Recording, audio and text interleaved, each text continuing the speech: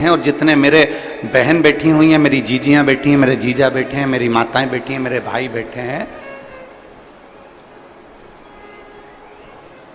आप सबसे निवेदन है, आपने भी अपने दिल में एक अलार्म बनाकर रख लिया। कौन सा अलार्म?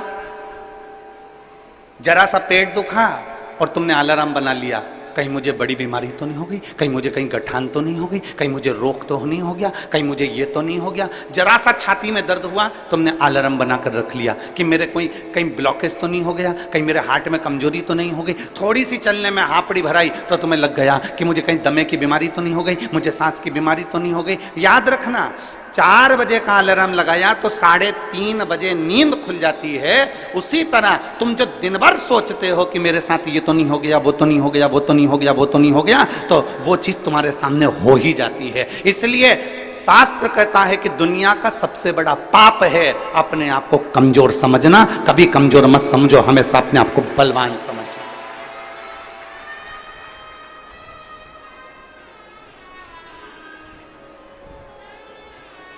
पेट दुखा, तुरंत तुमने सोच लिया कि कोई मेरे पेट में तकलीफ हो गई।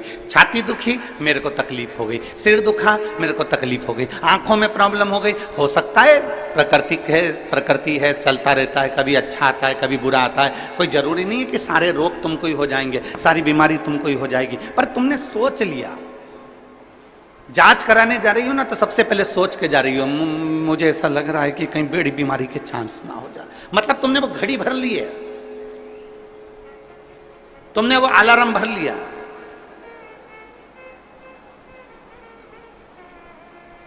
पहले का व्यक्ति अलार्म भरता था, पहले का व्यक्ति अलार्म भरता था 100 साल का, 100 साल तक जिंदा रहूंगा, 100 साल का अलार्म भरकर बैठता था कि मैं 100 साल तक जीऊंगा। खूब खाता पीता मौज करता, जाता खेत में काम करता, अपनी फसल लगाता, अपने काम में लगा रहता, अपना गाय बैल भैंस जो भी ये पालना वो पालता। उसने अलार्म लगाया कि मैं 100 साल तक जीऊंगा, तो कम से कम वो 95 साल तक, 90 साल तक, 98 साल तक, 97 साल तक जीवित रहता था। आज का व्यक्ति 60 साल में अंदाजा लगा लेता है कि अब तो मेरे शरीर से नहीं बन रहा, अब तो मेरे को जाना है, तो मालूम पड़े 55 में ही अटैक आता है और निपट जाता है। तुमने अलार्म लगा लिया।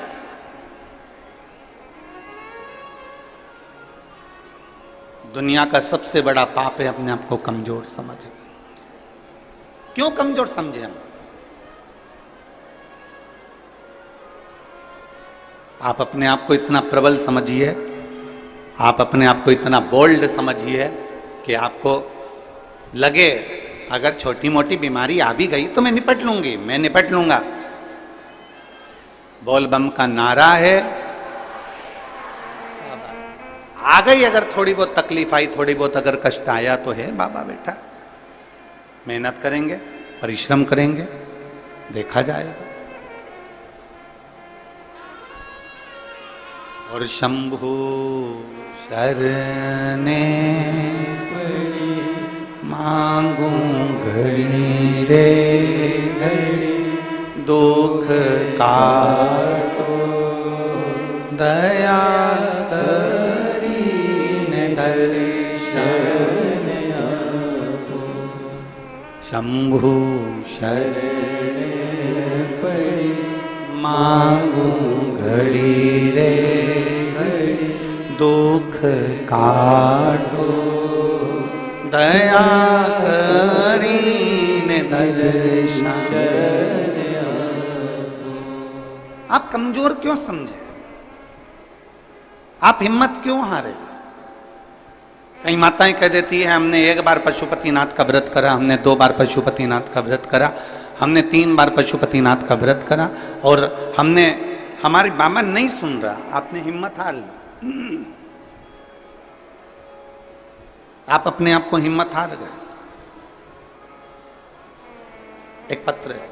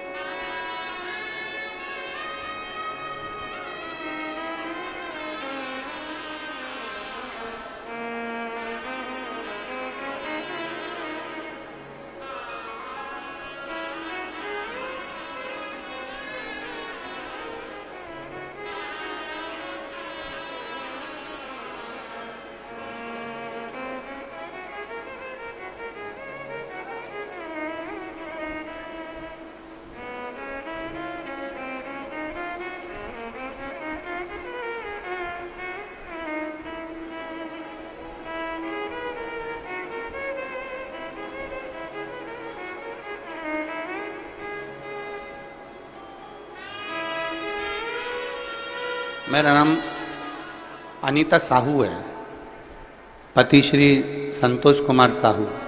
डीले कम करो। रामनगर भिलाई की निवासी हूँ। कहीं बैठी हो तो हाथ हिला सकती हूँ।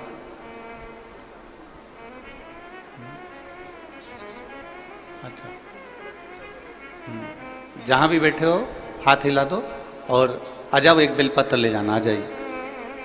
मेरा नाम अनीता साहू है, पति श्री संतोष कुमार साहू है। रामनगर भिलाई। मोबाइल नंबर मेरा ये है। एक लोटे जल का मैं क्या वर्णन करूं। 2023 मई में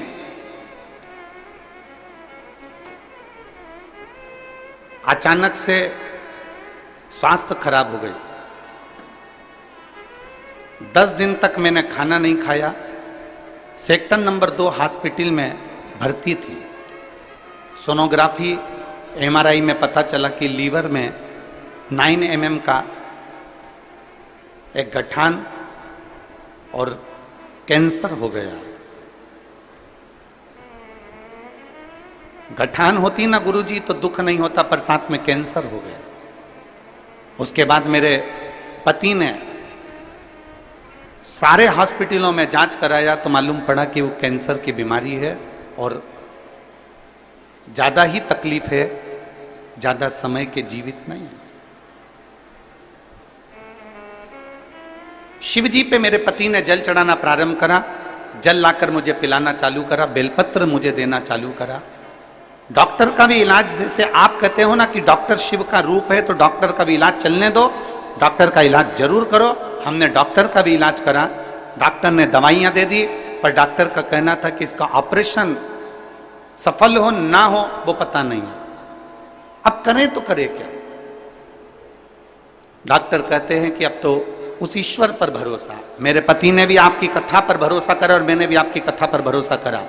सीहोर गए, रुद्राक्ष लाए, उस रुद्राक्ष को तांबे के कलश में गलाते, उस पानी को शिव जी को चढ़ाकर पीना चालू करा। करते करते 1 महीना पूरा हो गया। 1 महीने के बाद जब हम डॉक्टर को दिखाने के लिए गए तो जो 9 mm की कैंसर की गांठ थी वो 5 mm की हो गई थी। गुरुदेव, जब 5 mm की गांठ हो गई तो डॉक्टर ने भी पूछा कि तुमको कौन सी दवाई लग रही है। हमने डॉक्टर से कहा हम बेलपत्र खा रहे हैं, रुद्राक्ष का जल पी रहे हैं। डॉक्टर ने दवाइयाँ फिर दी और फिर वापिस हमने वही जल को पीना प्रारंभ करा। जो डॉक्टर कह रहे थे कि तुम्हारा कैंसर बड़ा विचित्र है लीवर पर, तो जब विचार करा तब वापिस उसको पीना चालू करा और बाबा की कृपा से आज सारी दवाइयाँ बंद है, केवल बेलपत्री और रुद्राक्ष का जल पीती हूँ और डॉक्टर ने सब दवाइयाँ बंद कर दी। मेरा शरीर ठीक है और मेरा कैंसर समाप्त हो। मैं शिव को प्रणाम करती हूँ। लाइन अच्छी लिखी आप और हम सब गुनगुनाते हैं। शंभु शरणे मांगू घड़ी रे, दुख का दया करी दर्शन आपको। एक विश्वास शिव के प्रति जागृत हो।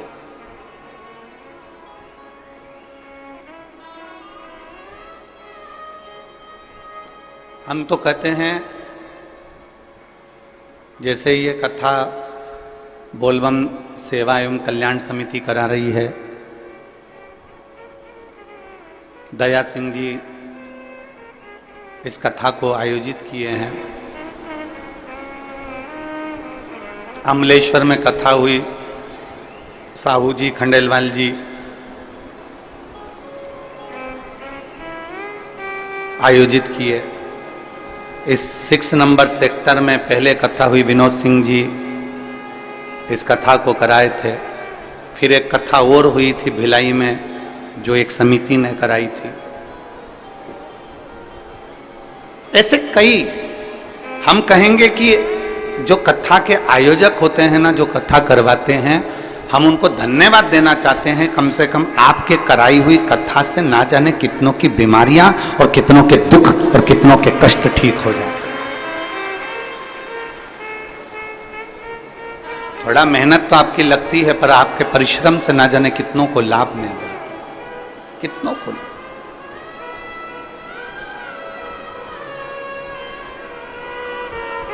शिव तत्व की प्राप्ति है। शिव महापुराण की कथा,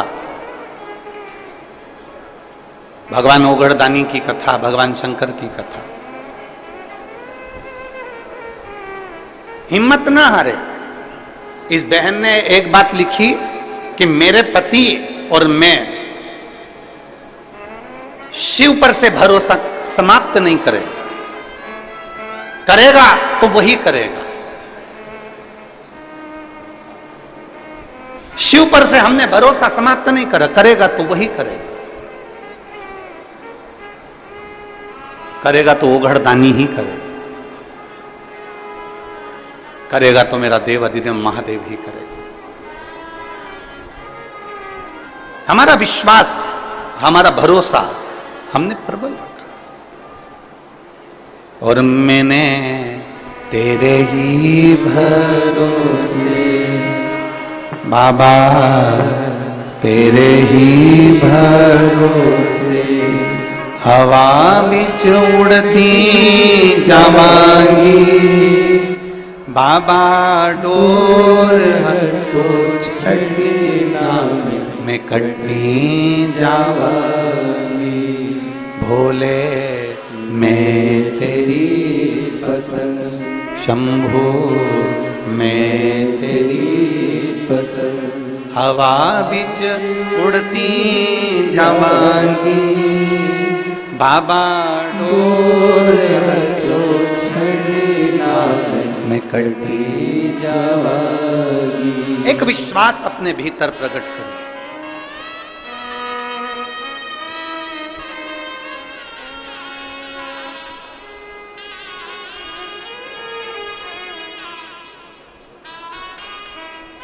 बेटा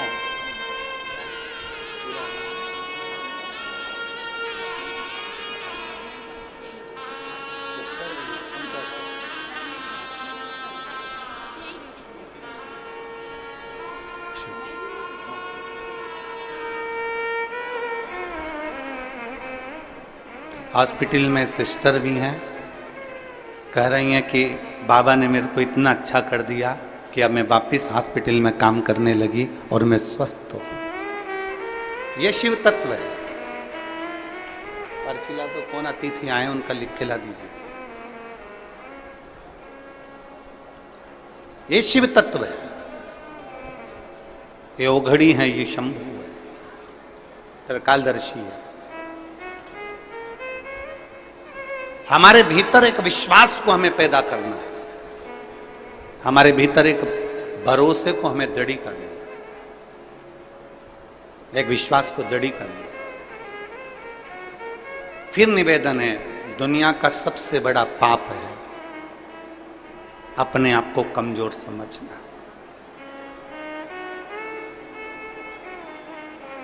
पार्वती मैया जब बाल्यावस्था की थी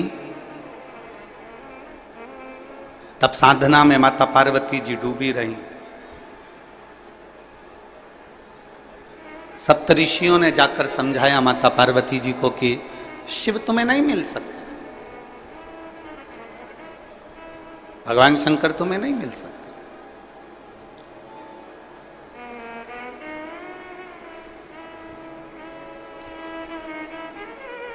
बहुत परीक्षा ली गई माता पार्वती जी की, बहुत। और पार्वती जी की बारंबार परीक्षा ली गई, बार बार परीक्षा ली गई, बार बार परीक्षा ली गई, पर माता पार्वती जी हिम्मत नहीं आ रही। पार्वती जी खुद को कमजोर नहीं समझी। उनको मालूम था कि अगर मैं शंकर को जप रही हूं, मैं शिव को भज रही हूं, मैं भगवान शंकर का गुणगान कर रही हूं, मैं शिव तत्व को जान रही हूं, तो ये पार्वती जी के मन में एक भाव उत्पन्न हो गया था कि मुझे शिव मिलेंगे जरूर, मुझे ओगड़दानी मिलेगा, मुझे मेरा महादेव मिलेगा।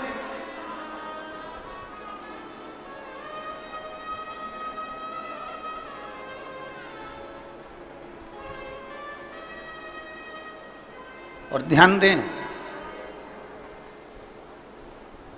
शिव को पाने की ललकता आपके भीतर होना चाहिए।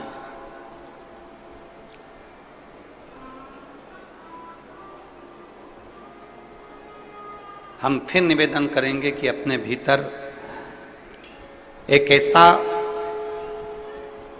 तत्व, अपने भीतर ऐसा समर्पण, अपने भीतर भगवान की अविरल भक्ति को अपने भीतर ऐसा समाहित कर लो कि एक ना एक दिन ऐसा आए कि मेरा शिव तुम्हारे सम्मुख में आकर खड़ा हो जाए और तुम्हारे को दर्शन देकर जाए। इतना अपने आप में बल उत्पन्न कर दो।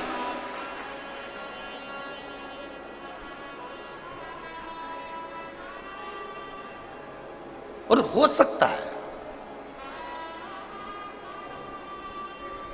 हम आपसे पूछें, अभी चीटा देखा है? चीटा बोलते हैं कि मकोड़ा बोलते हैं? यहां पे क्या बोलते हैं, चीटा की मकोड़ा? अरे जम के तो बोलो। चीटा ना। चीटा जब जन्म लेता है तो उसमें पंख रहते हैं क्या? जम के बोलो जरा। नहीं रहते। चीटा जब जन्म लेता है तो उसमें पंख नहीं रहते, पर चीटा अपने कर्म में लगा रहता है, अपने कार्य में लगा रहता है और कर्म करता रहता है, कार्य करता रहता है, करता रहता है, करता रहता है, करता रहता है, करता रहता है। धीरे धीरे धीरे धीरे चीटे में पंख आ जाते हैं। देखे आप लोगों ने चीटे में पंख? चीटा जन्म लेता है जब उसमें पंख नहीं होते हैं, चीटे में पंख नहीं रहते हैं, पर चीटा अपना कर्म करता रहता है, कर्म करता रहता है, तो चीटे में पंख आ जाते हैं, चीटे में पंख उत्पन्न हो जाते हैं और वो चीटा भी उड़ने लगता है। जरा विचार करना, चीटा अपना कर्म करता रहता है तो एक दिन परमात्मा उसको भी पंख लगा देता है, और यदि आप अपने कर्म के प्रति जागरूक हो जाएंगे तो वो परमात्मा आपको भी पंख लगाकर आगे बढ़ा है, आपको अपनी मंजिल तक पहुंचा दे।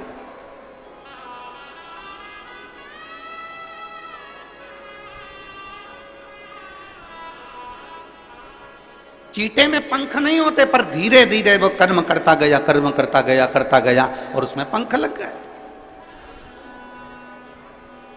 कर्म करता गया और उसमें पंख आ गए, वो उड़ने लगा, वो आगे बढ़ने लगा। आप अपना कर्म करिए,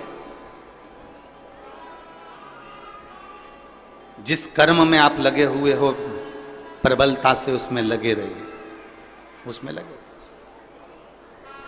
जिस कर्म को आप करना चाहते हो उसको कर्म को आप प्रबलता से करते रहिए।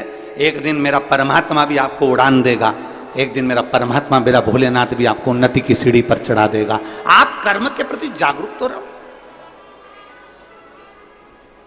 आप कर्म के प्रति जागरूक नहीं और सोचें कि हम बहुत कुछ कर लें, हम बहुत ऊंचे उठ जाएं, हम बहुत आगे बढ़ जाएं। तो शिव महापुराण की कथा कहती है कर्म प्रधान है, आपका कर्म पहले करना है। श्रीमद् भगवत कहती है, श्रीमद् भगवत गीता कहती है, श्रीमद् भागवत कहती है, रामचरितमानस कहती है, विष्णु पुराण कहती है, गर्ग संहिता कहती है, स्कंद पुराण कहती है, नर्मदा पुराण कहती है, लिंग पुराण कहती है। ऐसी कोई पुराण नहीं जो कर्म की प्रधानता नहीं बताती। प्रत्येक पुराण कर्म प्रधान है और प्रत्येक पुराण कहती है कि आप अपने कर्म में जागरूक रहिए, आप अपने कर्म में प्रबलता बनाकर रखिए।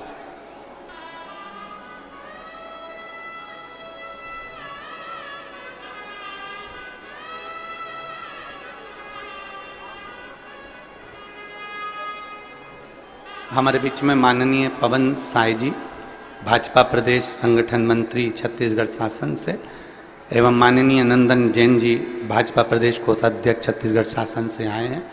आप दोनों पधारें, व्यासपीठ का पूजन करने के लिए पधारिए। एक बार इनके लिए जोरदार ताली बजाकर स्वागत वंदन।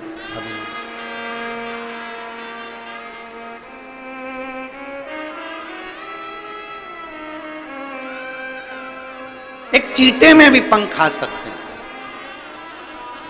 बस उसमें कर्म की लगनता होना चाहिए।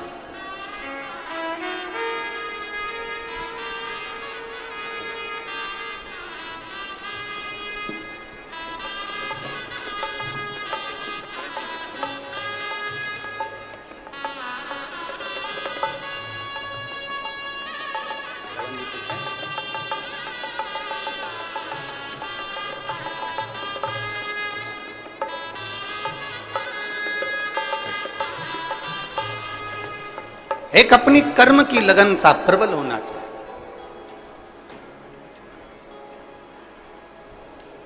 और जब हमारे कर्म की लगनता प्रबल होगी तो हम अग्रणता की ओर बढ़ेंगे।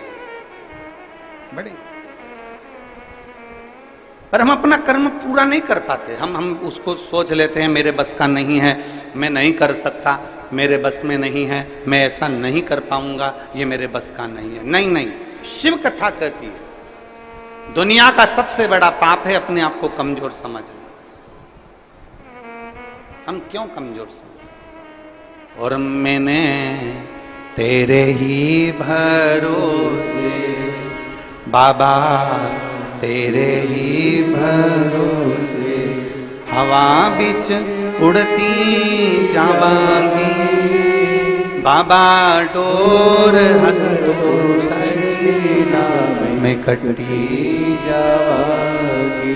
भोले मैं तेरी पतंग, शंभो मैं तेरी पतंग। माता पार्वती जी ने अपना तप किया, अपनी साधना करी, अपना लक्ष्य नहीं छोड़ा।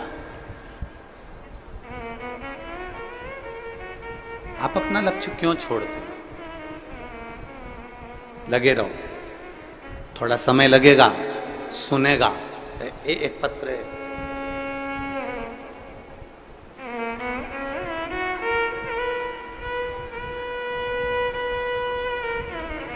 मैं राजकुमारी यादव, पति श्री शांतिलाल यादव,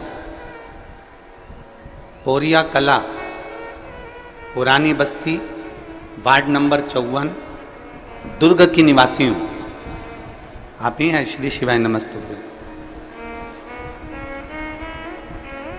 एक लोटे जल का मैं क्या वर्णन करूं? आ जाओ, बेलपत्र लेकर चले गए।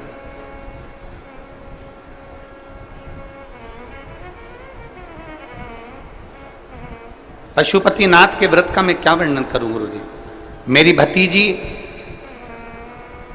जिसकी शादी को 17 साल हो गए थे, 17 साल से उसके घर में संतान का सुख नहीं था।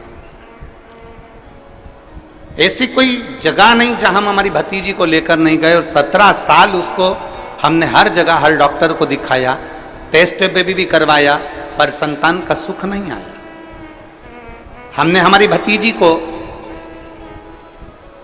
पशुपतिनाथ का व्रत का वर्णन किया और उसको सफेद आंकड़े की जड़ का वर्णन किया। मेरी भतीजी ने 3 बार पशुपति व्रत करे पर संतान का सुख नहीं आया। चौथी बार पशुपति व्रत करे पर संतान का सुख नहीं आया। तब मेरी भतीजी ने सोच लिया कि अब मैं पशुपति व्रत भी नहीं करूंगी, अब मैं शिव को नहीं मानूंगी। तब उसके पति स्वयं कहे कि तू एक बार और कर। वो सियोर वाला महाराज कहता हिम्मत मत हारना, बाबा देगा जरूर। 5वीं बार पशुपति व्रत करा और बाबा की कृपा ऐसी हुई कि बाबा की कृपा से 15/7/2024 को मेरी भतीजी के यहाँ 17 साल के बाद संतान की प्राप्ति, जिसका फोटो में लगा रही हूं। फोटो को आप लोग एलईडी पर देख सकते हैं। 17 साल बाद मेरे भतीजी के यहाँ संतान की प्राप्ति। अर्थात वही कथा जो अभी चल रही है कि दुनिया का सबसे बड़ा पाप अगर कुछ है तो अपने आप को कमजोर समझ। हम हिम्मत क्यों हारे?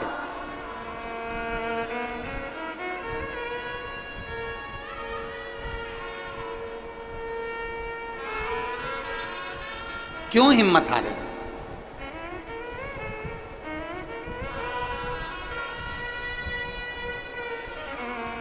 आप लोग पशुपतिनाथ का व्रत करते हो?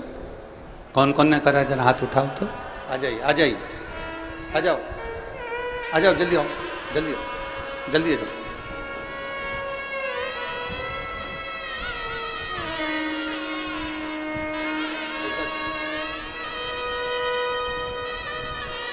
बधाई आपकी भतीजी को, बधाई।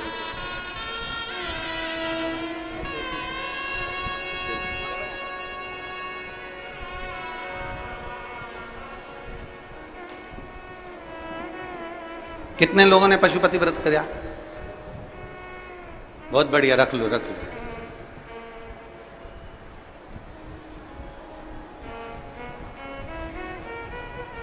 कई व्रत करने वाली माताएं, मेरी जीजी, मेरे जीजा, मेरी बेटियां, मेरे बेटे ऐसे हैं जिनका बाबा ने सुन भी लिया।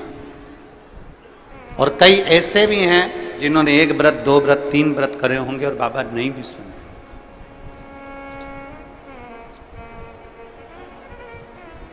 पर निवेदन है, थोड़ा रुकना, नहीं सुन रहा ना बाबा, थोड़ा रुकना, 2-3 महीना रुकना, 2 महीना रुकना, 1.5 महीना रुकना, 15 दिन रुकना, फिर एक बार विश्वास के साथ,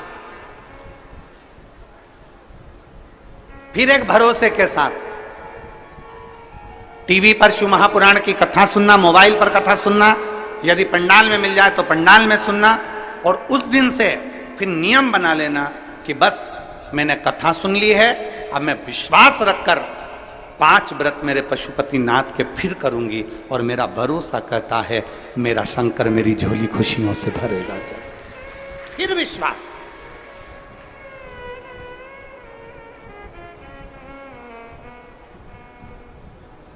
कल हम जब मिल रहे थे, दया सिंह जी कल जब सबसे मिला रहे थे, तो वहां पर एक पत्र एक बेटी ने दिया, एक पत्र। उस पत्र को तो हम यहाँ लेकर नहीं आए, कक्ष में होगा। उस पत्र में एक बेटी ने लिखा कि हम जिस गांव में रहते हैं,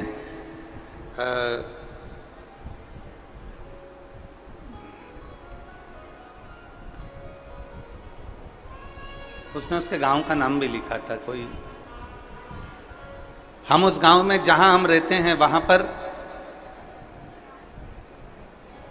जितने भी हमारे साथ वाले हैं, जितने भी हमारे साथ में मंदिर जाया करते थे, देवालय, पूर्व की बात बता रहे हैं गुरुजी, जब जाया करते थे तो धीरे धीरे धीरे धीरे उन्होंने मंदिर जाना बंद कर दिया और दूसरी जगह जाना चालू कर। अब मंदिर जाने वाले कम हो गए थे और दूसरी जगह जाने वाले, रविवार को जाने वाले ज्यादा हो गए थे। हम केवल 6 लेडीज ऐसी थीं जो हमारे गांव में हम भगवान को भजते थे, भगवान को मानते थे, पर हम शिव को भी नहीं जानते थे, हम तो केवल भगवान को मानते थे कि भगवान को मानना। हमारे गांव की बात बता रहे हैं गुरु जी। बाकी के सब यहाँ वहाँ जाने लगे और धीरे धीरे धीरे धीरे उन्होंने मंदिर जाना छोड़ दिया। और ऐसा नहीं गुरु जी कि कोई साधारण लोग हों और वो मंदिर छोड़ दिए हों, बहुत बड़े बड़े लोग मंदिर को छोड़कर दूसरी जगह जाने लगे। गुरुदेव, आपकी कथा सुनने के बाद में हमारे पास में पत्थर का शिवलिंग नहीं था, हमारे पास में पाषाण का शिवलिंग नहीं था, हमने कंक्रीट, सीमेंट, गिट्टी का एक शिवलिंग बनाकर तैयार करा और उसी की हमने जलाधारी बनाकर तैयार करी और उसको हमने एक वृक्ष के नीचे रख दिया और हम रोज शिव जी के मंदिर जाना, शंकर को जल चढ़ाना चालू कर दिया। हमारे उस मंदिर में नंदी नहीं है, उसने उसका फोटो भी लगाया। उस शंकर का कंक्रीट का शिवलिंग बनाकर, कंक्रीट की जलाधारी बनाकर उस पर हमने कलर पोत दिया और हम जाना चालू कर दिया। गुरुजी, हमने आपकी कथा को टीवी पर लगाकर उसकी आवाज तेज कर कर हमने बाहर लोगों को, जाते आते लोगों को सुनाना चालू करी। आज हमें प्रसन्नता इस बात की है कि वो पेड़ के नीचे का जो कंक्रीट सीमेंट का शिवलिंग है वहां पर भी लोगों की भीड़ होने लगी और लोग अब अपने धर्म की ओर मुड़ने लगे। ये आपकी प्रबलता है, ये आपकी प्रबलता, ये आपका विश्वास है, ये आपका भरोसा है। अब उसने पत्र जो लिखा, उस पत्र में ये सब चीज तो अपनी जगह पर है, उस पत्र में उसने जो लिखा, वो पत्र का लिखा हुआ आपके सम्मुख में, वो पत्र में उस बेटी ने लिखा कि गुरुजी, हम सीमेंट का बना हुआ, कंक्रीट का, पत्थर का, हमारे पास में पाषाण का शिवलिंग नहीं, पत्थर का शिवलिंग नहीं, हमारे पास में हमारे कंक्रीट का, हमारे वो सीमेंट और गिट्टी का शिवलिंग जो हमने बनाया है। अब आप हमें ये बताएं, क्या हम उस पर जल चढ़ाते हैं, हम उसकी पूजन करते हैं, तो क्या हमको शंकर जी के शिवलिंग का पुण्य मिलेगा? क्या हमें शंकर भगवान के शिवलिंग का पुण्य मिलेगा? अब मैं उस जीजी को एक बात कहना चाहता हूं। आपके मन में भी यह प्रश्न पड़ा होगा, क्या वो कंक्रीट का शिवलिंग का पुण्य मिलेगा?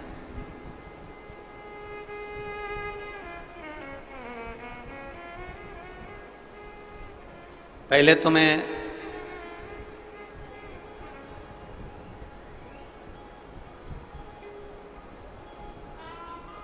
जितने ग्रामीण क्षेत्रवासी हैं और जिनके यहाँ शंकर का शिवलिंग नहीं है और वो चाहते हैं कि हमारे यहाँ शंकर का शिवलिंग विराजमान हो और हमारे गांव के लोग उस पर जल चढ़ाएं, तो मैं तो ये जितनी समितियां यहाँ पहले कथा करवा चुकी हैं, चाहे वो दया सिंह जी हैं, आपको भी कहूँगा, और पीछे के जितनी समितियां पूर्व की भी हुई हैं और आसपास अमलेश्वर और हमारे क्षेत्र में जहाँ जहाँ हमने कथा करी है, एक ऐसा छत्तीसगढ़ में एक ऐसा स्थान नियुक्त किया जाए कि अगर किसी ग्रामीण में भी अगर शिवलिंग की जरूरत हो तो ओमकारेश्वर से या ममलेश्वर से या नर्मदा के तट से एक कंकर का भले छोटा सा शिवलिंग लाकर दिया जाए, जिससे वो गांव में पूजन होने लगे और उस गांव की आनंद। हम दया सिंह जी आपको भी कहेंगे, ये आने वाले समय में इस चीज की व्यवस्था होना चाहिए और जितने प्रयास बनेगा हमसे भी, इस शरीर के द्वारा जितना प्रयास बनेगा, जितने शिवलिंग हम भेज सकते हैं उतने शिवलिंग भी हम भेज देंगे। बहुत प्रयास करेंगे जिससे गांव गांव में आज लोग जो धर्मांतरण हो रहा है, गांव गांव में लोग इधर उधर भटक रहे हैं और इधर उधर जा रहे हैं, वो सब बचकर भगवान शंकर की शरण में जाना प्रारंभ करें। ऐसा प्रयास किया, साधुता बहुत बहुत। अब प्रश्न यहां अड़ गया कि वो सीमेंट का, वो कंक्रीट का शिवलिंग पर हम जल चढ़ाएंगे, वो कंक्रीट के शिवलिंग पर हम जल चढ़ाते हैं, वो कंक्रीट के उस सीमेंट के शिवलिंग पर हम जल चढ़ाते हैं, तो क्या हमें वो पुण्य मिल सकता है? तो मेरा उस जी से निवेदन है, एक बहुत सुंदर कथा हमारी शिव महापुराण में आती है, एक बहुत सुंदर कथा हमारे यहाँ हमें सुनने को मिलती है, आप उस कथा का स्मरण करिएगा।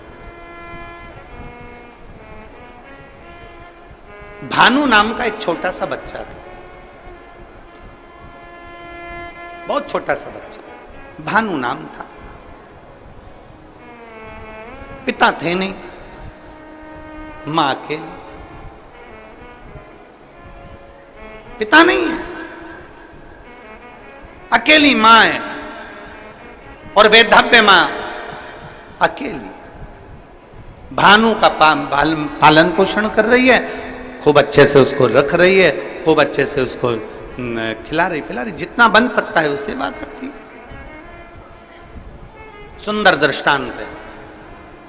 वो बेटी अगर यहां बैठकर कथा सुन रही हो या टीवी पर कथा सुन रही हो कि कंक्रीट के शिवलिंग को हमने बना दिया और पूरा गांव वहां जाना चालू कर दिया, तो क्या उसका पुण्य मिलेगा कि नहीं मिलेगा? हमको हमारे खाते में पुण्य जाएगा कि नहीं जाएगा? वो बात मूल है।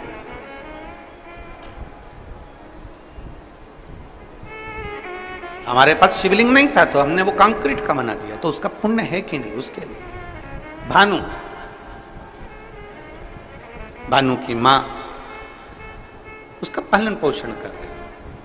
घर में इतना वैभव नहीं है, घर में इतना धन नहीं।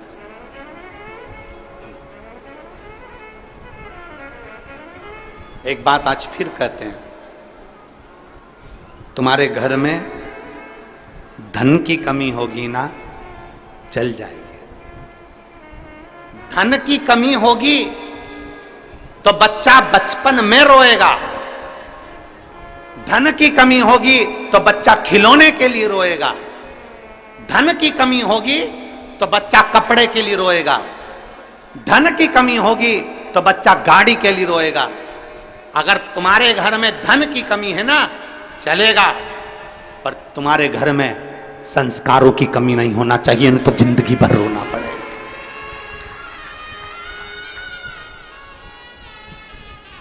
घर में अगर धन की कमी है तो चल जाएगा, 2 रोटी कम खाओगे, रूखी खाओगे, सूखी खाओगे, चल जाएगा, बचपन निकल जाएगा, जवानी निकल जाएगी, पर संस्कारों की कमी नहीं होना चाहिए। अगर हमारा संस्कार समाप्त हो गया तो हमें जिंदगी भर रोना पड़ सकता है, जिंदगी भर, जिंदगी भर चलेगा। धन की कमी चलेगी पर संस्कारों की कमी ना हो। संस्कार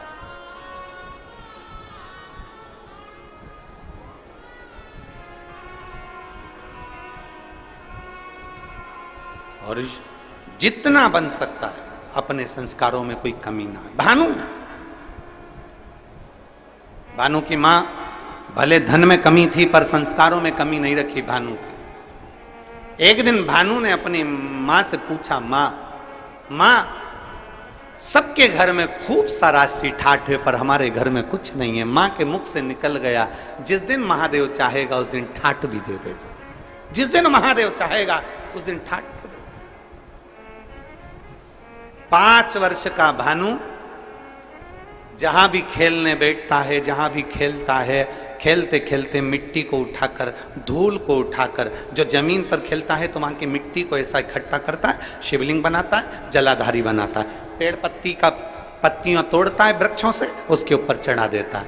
थोड़ी देर बाद भानु उसको मिटा देता है। फिर कहीं खेलता है, मिट्टी में गया, मिट्टी का शिवलिंग बना लेता है। पत्तियां तोड़ता है, शिव जी पे चढ़ा देता है, उसको मिटा देता है।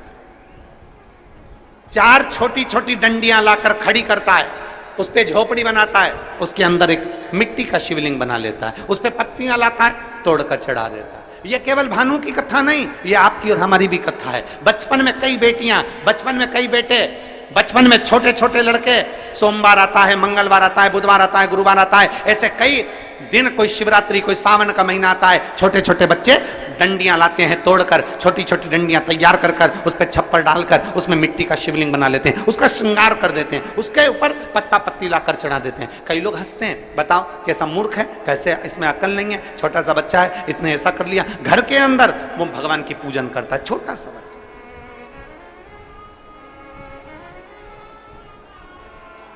और मेरा विश्वास कहता है यहाँ छत्तीसगढ़ की जितनी मेरी जीजियाँ बैठी हैं, जितने मेरे जीजा बैठे हैं, जितने मेरे बेटा बेटी बैठे हैं, इन्होंने भी बचपन में जरूर मिट्टी उठाई होगी, उसको ऐसा करा होगा, आटे की लोई उठाई होगी, लोई को उठा के ऐसा ऐसा करके शिवलिंग बना लिया होगा, आटे की लोई का।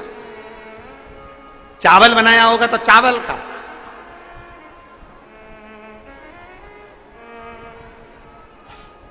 बोलो बोलो, सही है कि गलत है? बचपन में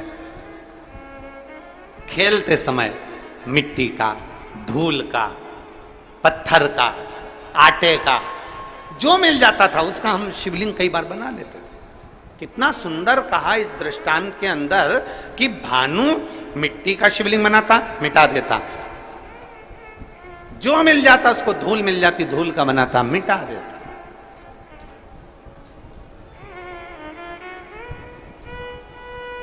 शिव महापुराण की कथा कहती है, भूल वश भी, भूल से भी, भूल से। कितना सुंदर कहा। कई बार बादल देखते हैं ना, बादल, कई बार बादल देखते हैं तो बादल में भी शिवलिंग का दर्शन होता है। कई बार वहां शिवलिंग आया नहीं है, वहां शिवलिंग आया नहीं है, पर बादल देख रहे हो और दूसरे भी देख रहे हैं, उनको नहीं दिख रहा है, पर आपको बादल में ऐसा लग रहा है कि ये जलाधारी है, ये शिवलिंग है, ये सामने नंदी है, ये शंकर है, ये पार्वती है। बादल में भी आपको शिवलिंग का दर्शन हो रहा है। कई बार पानी में, कई बार शिवलिंग में, कई बार वृक्ष में, कई बार बेलपत्री की पत्ती में भी शंकर के शिवलिंग का दर्शन हो जाता है। कई बार फूल में शिवलिंग का दर्शन हो जाता है। क्यों, किस लिए, किस भाव से?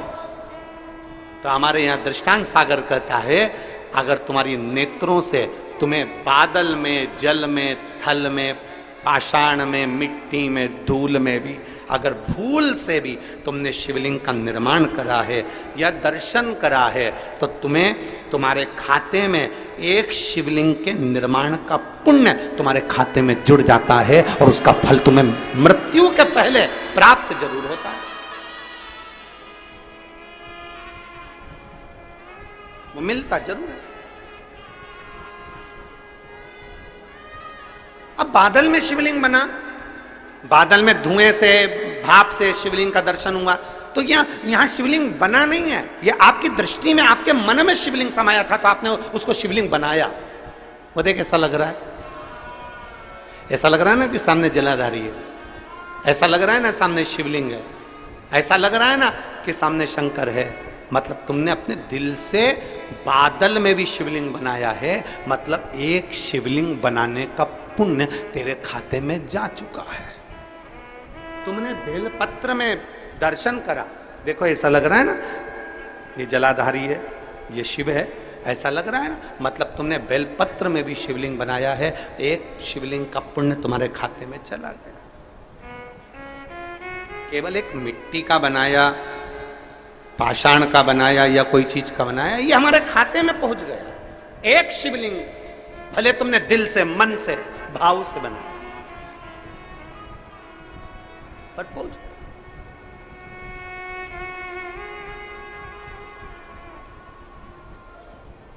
निर्माण अपने दिल से किया गया।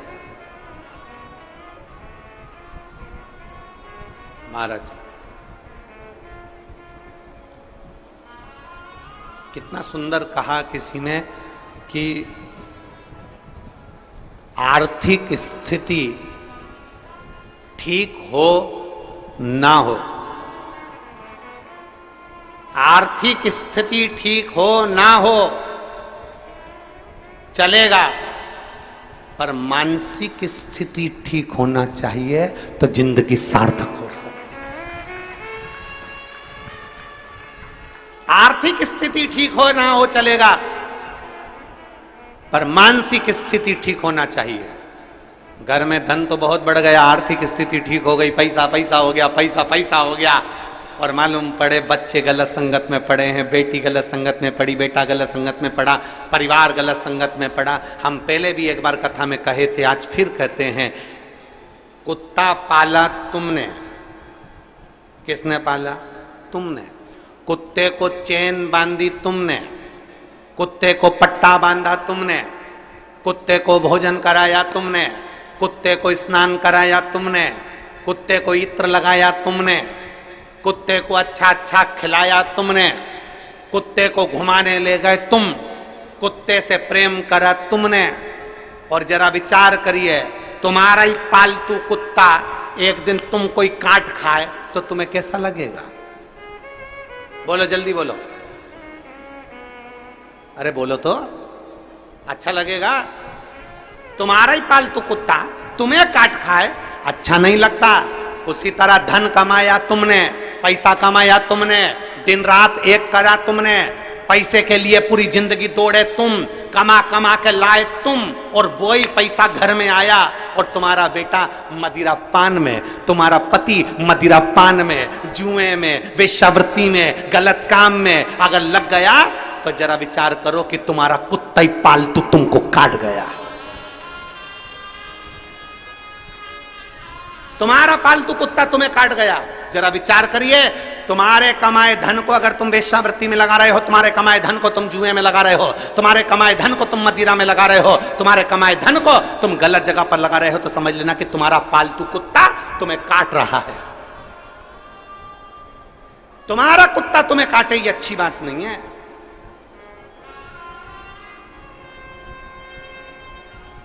अपन ने कमाया, काय के लिए कमाया था? ईश्वर राम की जिंदगी के लिए, सुख के लिए, खुशी के लिए। आर्थिक स्थिति ठीक है कि नहीं हमें उससे मतलब नहीं, पर मानसिक स्थिति ठीक होना चाहिए। घर में धन बहुत है, खूब पैसा है, एक भाई उधर एक भाई इधर, घर में खूब पैसा है, जेठानी एक दूसरे से बात ही नहीं कर रही, देवरानी बोल ही नहीं रही, ननंद आती तो मुंह फूला रहता, नंदोई आते तो आंस लेकर आते कि कहीं मिल जाएगा। आर्थिक स्थिति तो ठीक है, पर मानसिक स्थिति ठीक नहीं है। सास दिन भर अपने काम में लगी है, माँ अपने मोबाइल में लगी है, बाप कमाने में लगा है, ताऊ चाचा अपने काम में लगे हैं, ताई चाची अपने काम में लगी है, बुआ फूफा अपने काम में लगे हैं, छोटा सा बच्चा दिन भर घर में इधर उधर घूमता फिर रहा है, और घर के लोग आस लगा के बैठे हैं कि बुढ़ापे में हमारी औलाद हमको पानी देगी, बुढ़ापे में हमारी औलाद हमसे प्रेम करेगी, बुढ़ापे में हमारी औलाद हमको चाहेगी। बचपन में तुम अपना मोबाइल नहीं छोड़ रहे, सास अपना काम नहीं छोड़ रही, चाचा चाची अपना काम नहीं छोड़ रहे। जब तुम बच्चे को बचपन में प्रेम नहीं दे पा रहे तो बुढ़ापे में बच्चा तुमको भी प्रेम नहीं दे सकता, ये निश्चित है।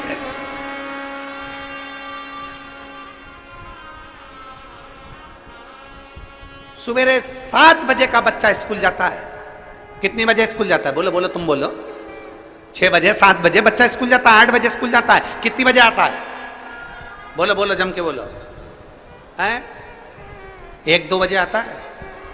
1 बजे, 2 बजे, 1:30 बजे, 3 बजे, 12 बजे, जितनी बजे भी बच्चा आता है। सुबह 8 बजे का गया बच्चा 12-1 बजे आता है। 12-1 बजे बच्चा आता है और आते से ही बच्चा आया और आने के बाद उसको मम्मी ने बस थोड़ा बहुत खाने पीने का दिया और मालूम पड़े फिर वापिस वो मोबाइल माँ लेकर अपने कमरे में चली गई, लेट गई, सो गई, अपने कमरे में अपना मोबाइल में मस्त हो गई। बच्चा क्या कर रहा है? दादी अपने कमरे में, दादा अपने कमरे में, बुआ अपने कमरे में, चाचा अपने कमरे में, चाची अपने कमरे में, ताई अपने कमरे में, और बच्चा दिन भर क्या कर रहा है? अभी आया वो स्कूल से, थोड़ा माँ का फर्ज बनता है, थोड़ा दादी का फर्ज बनता है, थोड़ा चाची का फर्ज बनता है, थोड़ा ताई का फर्ज बनता है, थोड़ा बुआ का फर्ज बनता है कि घर के पुरुष अगर कमाने के लिए गए हैं तो घर की स्त्री उनके पास बैठकर उनकी शिक्षा का अध्ययन पूछे, क्या पढ़ा, कैसा रहा, स्कूल में किसी ने कुछ कहा तो नहीं, कोई मारा ठोकी तो नहीं, कोई गलत काम तो नहीं, कोई गलत विचार तो नहीं। बच्चा जब गलत कर आता है तब चिल्लाते हो, पर जब जरूरत है बच्चे को कि क्या कर रहा है क्या नहीं कर रहा, आपका मोबाइल एक तरफ पटक कर थोड़ी देर बच्चों को प्रेम देने का प्रयास करो। आपका घर एक तरफ रखकर बच्चों को थोड़ा स्नेह देने का प्रयास करो। जब वो बच्चा 3-4 बजती है, कोचिंग चले जाता है, ट्यूशन चले जाता है, शाम को आता है, सोने का समय हो जाता है, आपको समय देते कहाँ बच्चों को? आप अगर अपने बच्चे को प्रेम से आधा घंटा भी दोगे तो ये निश्चित है तुम्हारे बुढ़ापे की घड़ी में बच्चा भी तुमको 1 घंटा देगा। आप अपने बच्चों को दे कहां रहे हो? आप अपने बच्चे को प्रेम कहां दे पा रहे हो? और आस लगा के बैठे हो मेरी बहू आएगी, गरम रोटी खिलाएगी। अरे ओ भिलाई वाली, आज की बहू आएगी, पति को होटल ले जाएगी, खुद खाएगी और तेरे को ठेंगा दिखाएगी। आस मत रखिए।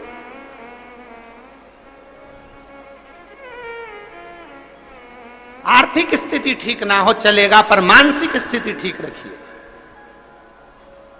धन नहीं है ना तो भी संतुष्ट रहो, और धन है तो भी संतुष्ट रहो। धन है तो भी खुश, नहीं है तो भी खुश। हम जिस दिन से पहले दिन से यहाँ आए हैं भिलाई में कथा करने के लिए, दया सिंह जी जिस समय हमको एयरपोर्ट लेने के लिए गए, एयरपोर्ट से जब हमको लेके आ रहे थे, उस समय से लेकर आज तक इनके मुख पे एक ही चीज रटी हुई है, गुरुजी हर साल कथा करने आओ, हम हर साल व्यवस्था करें। ऐसा एक दिन नहीं गया है कि इन्होंने, इस व्यक्ति ने एक बार भी अगर छोड़ दिया हो, ऐसा कोई दिन नहीं गया, रोज एक ही बार, गुरुजी सावन का महीना या कोई भी महीना आप दे दिया करो, साल में एक बार हमारे भिलाई वासियों को शिव महापुराण की कथा सुनने को मिल जाए। बस ऐसे प्रयास साधुता आया, ऐसा प्रयास।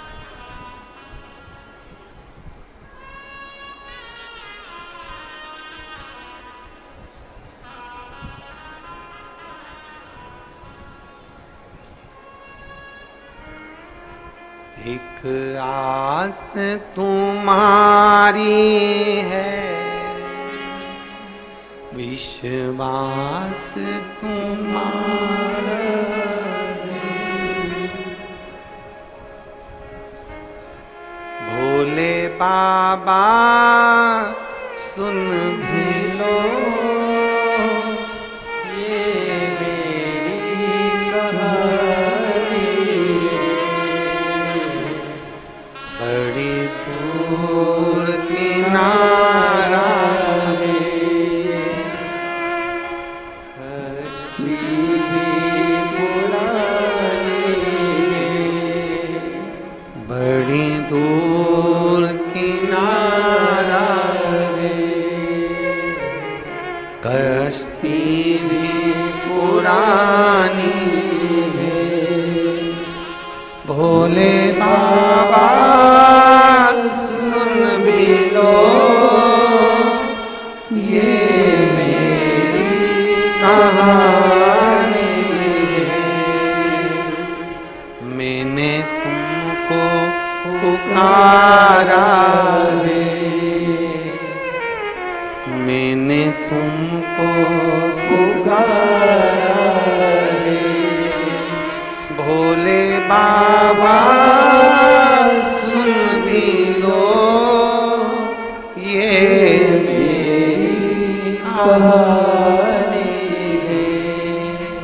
बड़ी दूर किनारा है, कश्ती भी पुरानी है, मेरे बाबा सुन भी लो ये मेरी कहानी। आर्थिक स्थिति कैसी भी हो पर मानसिक स्थिति कमजोर नहीं करना, मानसिक स्थिति कमजोर। समझ में आ रहा है मेरी जीजियों, बेटियों, बेटाओं, मेरे जीजाओं, मेरी माताओं, मेरे भाई, घर में थोड़ा धन की कमी होना चलेगा पर मन की कमी नहीं होना चाहिए, मानसिक स्थिति कमजोर नहीं होना चाहिए। साईं इतना दीजिए जामे कुटुम, मैं भी भूखा ना रहूं, द्वार पर जो आए वो भूखा। क्या मांगा हमने भगवान से? इतनी कृपा करना कि दरवाजे पर कोई आए तो भूखा ना जाए।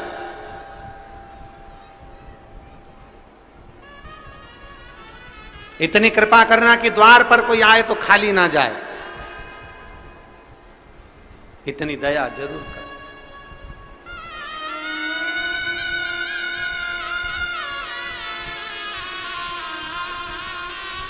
हमारे बीच में श्री तोषेंद्र साईं जी माननीय मुख्यमंत्री जी के सुपुत्र भी यहाँ आए हैं। मैं आमंत्रित करता हूँ आकर व्यासपीठ का पूजन करें।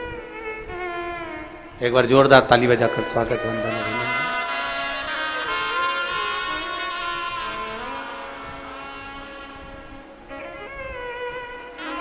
एक अपने भीतर एक बल था, एक अपने भीतर एक विश्वास था,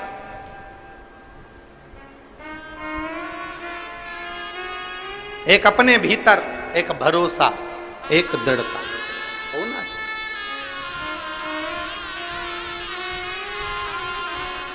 बड़ी दूर किनारा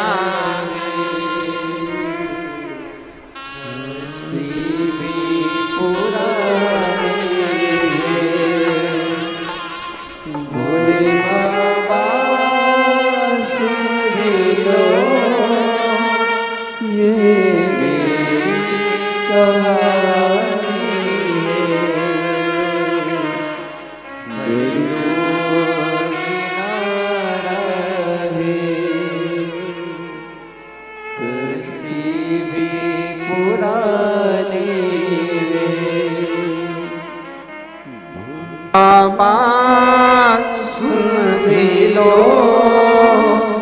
ये मेरी कहानी। शंभू बाबा सुन भी लो ये मेरी कहानी। एक विश्वास अपने भीतर, एक प्रबलता अपने भीतर। आर्थिक स्थिति कैसी भी हो पर मानसिक स्थिति ठीक होना।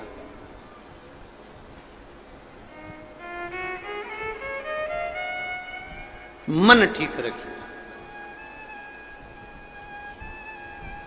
बेटी ने प्रश्न किया कि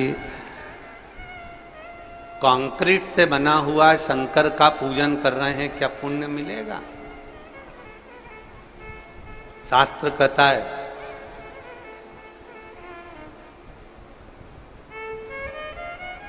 भानु शिवलिंग बनाता है, बिगाड़ता है, बनाता है, बिगाड़ता है, छोटी सी अवस्था है। खेलने में वो शंकर के शिवलिंग का निर्माण करता है, खेल में।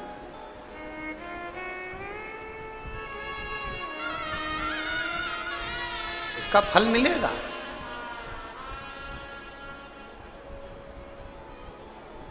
2 अगस्त को ऑनलाइन पूरी दुनिया के लोग शाम को 7 बजे शिवलिंग का निर्माण करेंगे।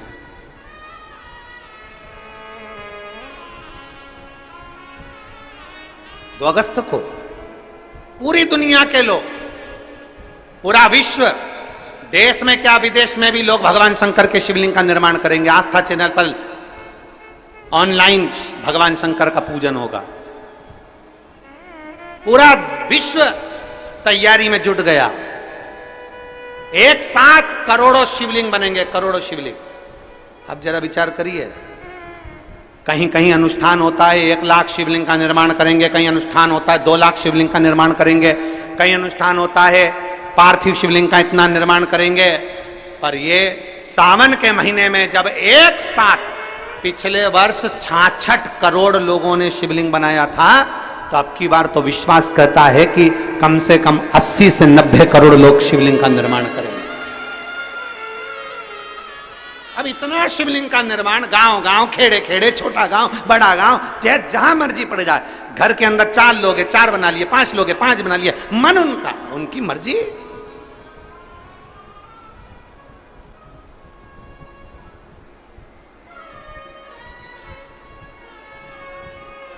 इतना शिवलिंग बनेगा और इतना शिवलिंग का निर्माण होगा।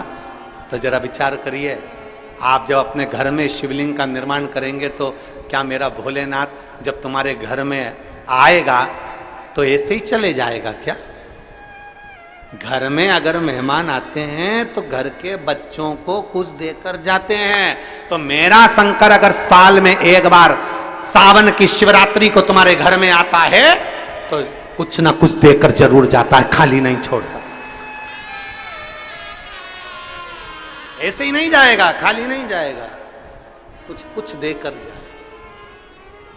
अब वो तुमने बनाया, भानु ने बनाया शिवलिंग, मिटा दिया, मिट्टी का, धूल का जो शिवलिंग बनाया वो मिटा दिया, जो शिवलिंग बनाया वो मिटा दिया, पुण्य इकट्ठा हो गया उसका। उसका जो पुण्य बड़ा प्रबल होता है, शिवलिंग का पुण्य। हमने कई बार व्यासपीठ से कहा, बन सके तुम कर सकते हो तो महीने में, हफ्ते में, 15 दिन में, 20 दिन में, 1 महीने में, 2 महीने में, 3 महीने में, 4 महीने में, 6 महीने में, 8 महीने में, साल भर में अपने घर में जो कुंड है, पेड़ पौधे हैं या कोई गमला है, उस गमले की मिट्टी को ऊंचा उठा लिया करो, शिवलिंग बना लिया करो, उसी की पूजन करके मैं विसर्जन कर दिया। उसका पुण्य कितना है, उसका फल कितना है।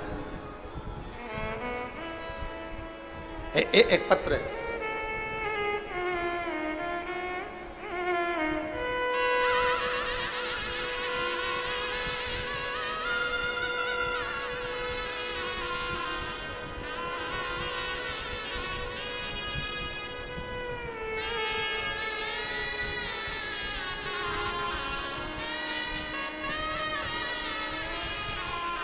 नेहा चौहान, मैं भिलाई, सुपेला, सुहेला है कि सुपेला, सुपेला, सुपेला से हूँ। कहीं बैठी हो तो हाथ हिला सकती हूँ। मेरा नाम नेहा चौहान, मैं भिलाई सुपेला से हूँ। मेरे 2 छोटे छोटे बच्चे हैं। मेरे पति का नाम अंकुश चौहान है।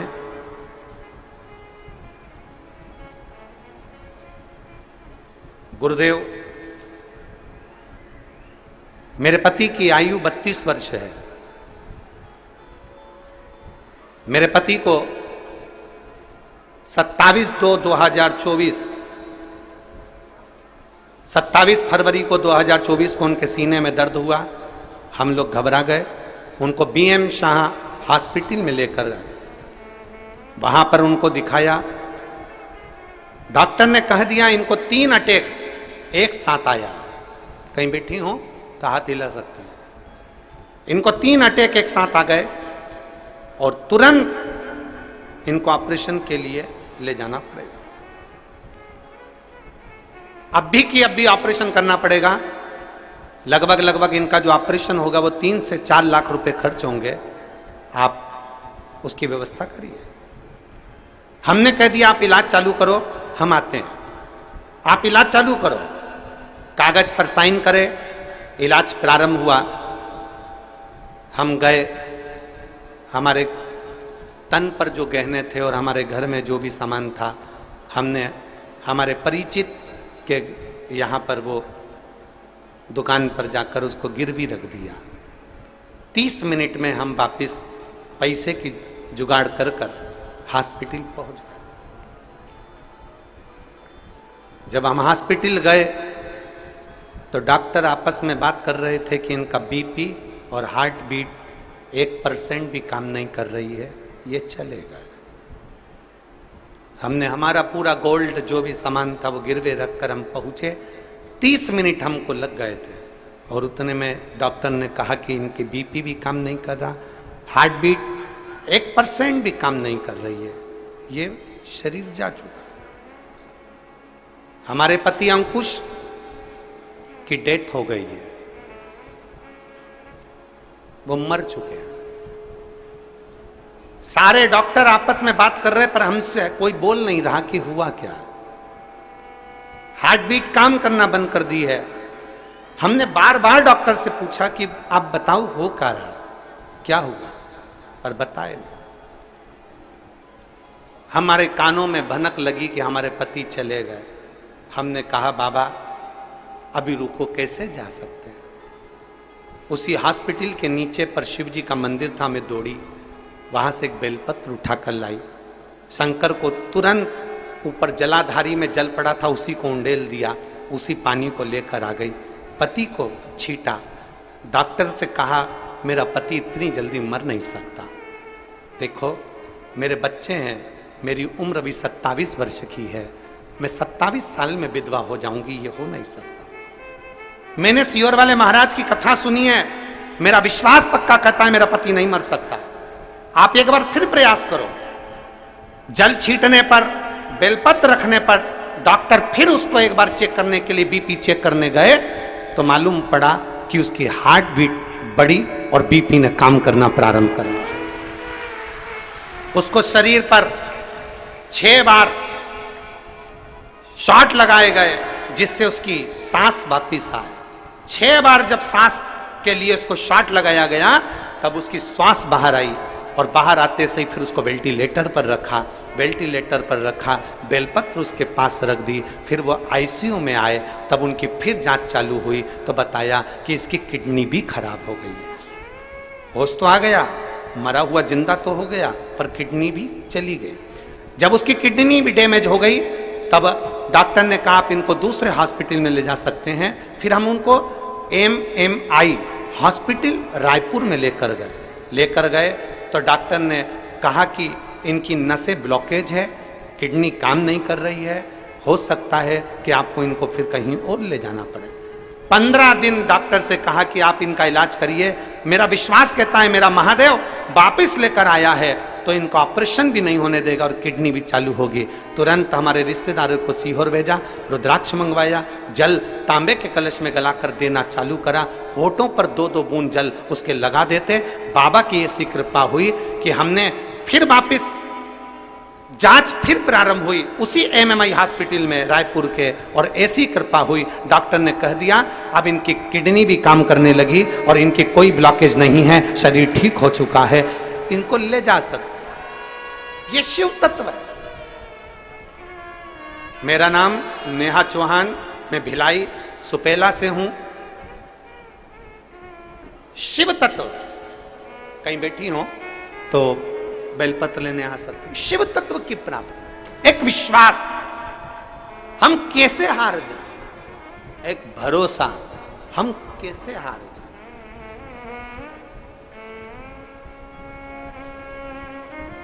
अरे भाई, शिव पुराण कहती है, भगवान शंकर की कथा कहती है,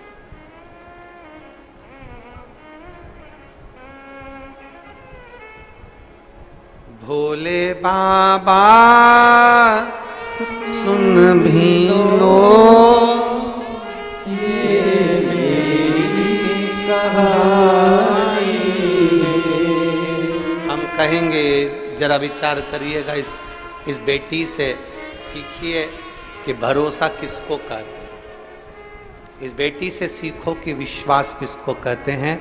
आपने कानों से सुन लिया कि अंकुश चौहान कानों से सुन लिया कि मेरा पति मर चुका है, पर तुरंत शिव पर भरो। अब डॉक्टर क्या, डॉक्टर ने भी कह दिया कि अब अंतिम है,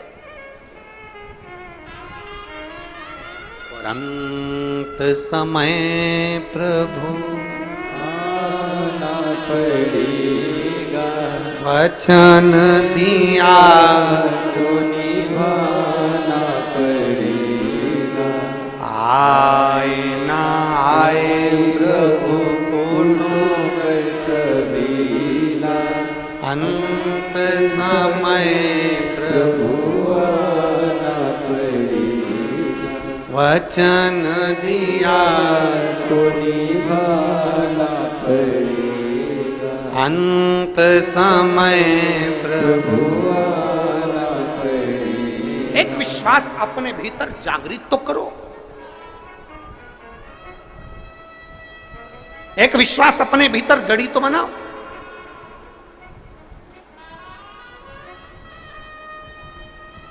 कौन कहता है शिव आते नहीं? ये व्यासपीठ कहती है, जिस दिन दिल से पुकारोगे तुम्हारे सामने खड़ा मिलेगा। कौन कहता है शिव नहीं आते? हम कहते, अगर विश्वास के साथ पुकारोगे, भरोसे के साथ पुकारोगे, सामने खड़ा मिलेगा। हमारा भरोसा पक्का नहीं होता ना, तो भगवान नहीं आता। कौन कौन मिलेगा?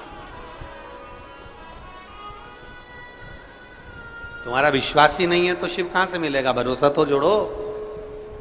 फिर निवेदन है, सारे दरवाजे पर माथा टेक कर आ जाना, सारी दुनिया में धक्के खा कर आ जाना, सारी दुनिया में धक्के खा लो, सारी दुनिया में माथा टेक लो, और आखिरी में फिर जब कुछ ना प्राप्त हो तो एक बार मेरे महादेव की शरण में, तुम्हारे गांव में, तुम्हारे नगर में, तुम्हारे शहर में, तुम्हारे पास में, सोसाइटी में, कॉलोनी में जो शंकर का मंदिर है, वहां एक लोटा जल लेकर जाना चालू कर दो, शंकर तुम्हारे पीछे पीछे आना प्रारंभ कर देगा। पीछे पीछे।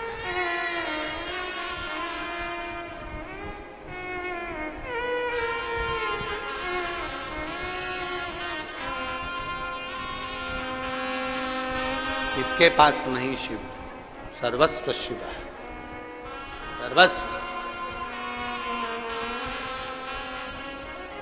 बस दिल से पुकारने वाला चाहिए, सामने आकर खड़ा हो जाए। देखिए,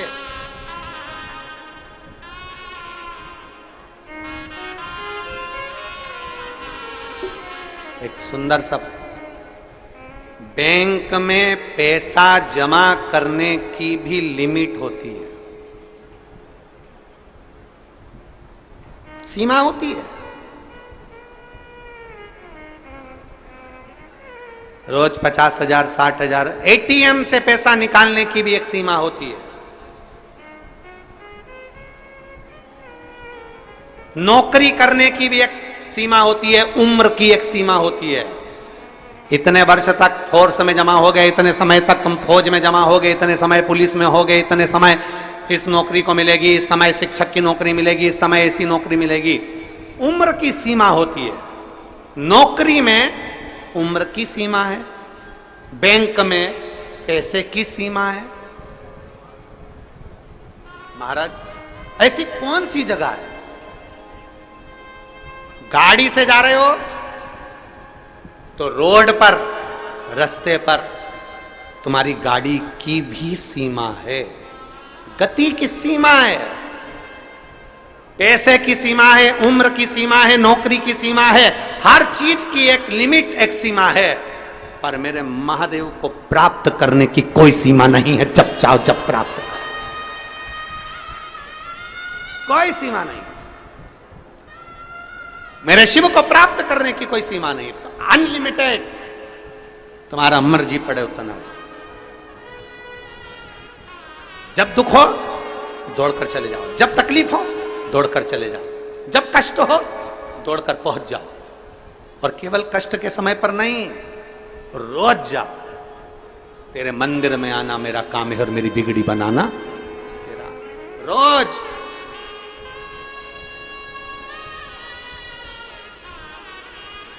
रोज क्यों? आप रोज अगर भगवान के मंदिर जाओगे तो तुम्हारी दुख की घड़ी में तुम्हें भगवान के मंदिर नहीं जाना पड़ेगा। दुख की घड़ी में जिस महादेव के मंदिर में तुमने जल चढ़ाया है वो महादेव तेरे दरवाजे पर आएगा, तुझे नहीं जाना पड़ेगा, वो आएगा।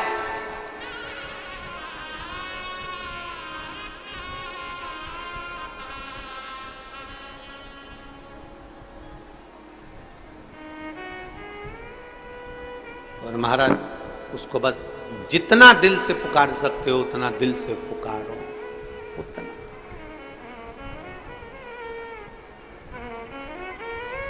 आप उसको भजोगे वो मिलेगा। महाराज शिव महापुराण की कथा कहती है, शिव महापुराण का चरित्र कहता है, भानु शिव तत्व को प्राप्त करता है। एक दिन भानु जा रहा था रास्ते से,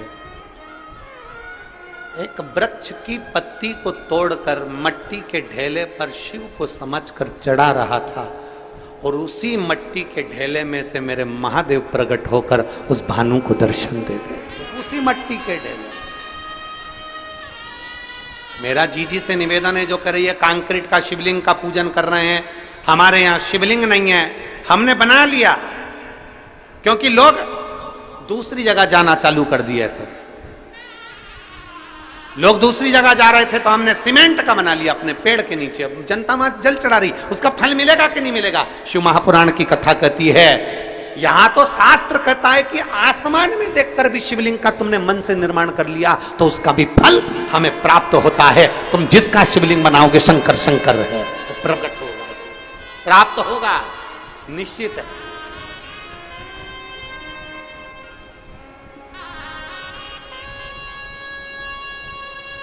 क्यों नहीं मिलेगा?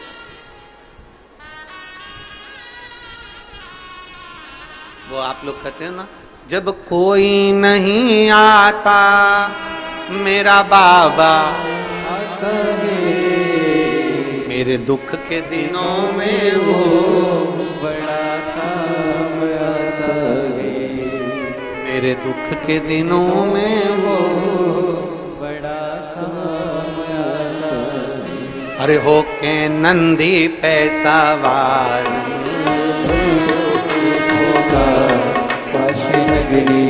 से आए मेरे भोलेनाथ, सुन के भक्तों की पुकार, हो के नंदी पे सवार काशी नगरी से आए हैं मेरे भोलेनाथ, सुन के भक्तों की पुकार, हो के नंदी पे सवार, बड़े भाव से काशी नगरी से आए हैं मेरे भोलेनाथ, सुन के भक्तों की पुकार, हो के नंदी पे सवार काशी नगरी से आए हैं मेरे भोलेनाथ, सुन के भक्तों की पुकार, हो के नंदी पे सवार काशी नगरी से आए हैं मेरे भोलेनाथ।